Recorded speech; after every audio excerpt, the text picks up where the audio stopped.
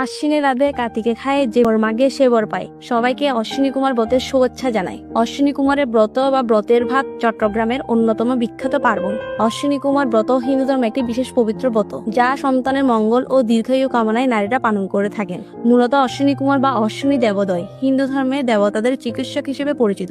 তারা সূর্যদেব ও সংজ্ঞাদেবীর যমজ পুত্র।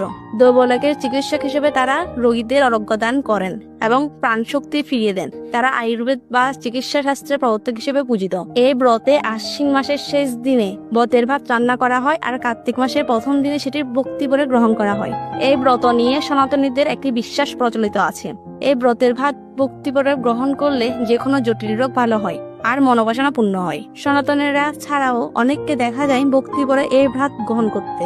সাধারণত এই ভাত চট্টগ্রামের নারিকেলের পুর, কলা, তিলের নাড়ু এগুলো দিয়ে খাওয়া হয়। অন্য জেলায় কি দিয়ে এই ভাত গ্রহণ করা হয় অবশ্যই জানাবেন। অশ্বিনী কুমার ঠাকুর সবার মঙ্গল করুক।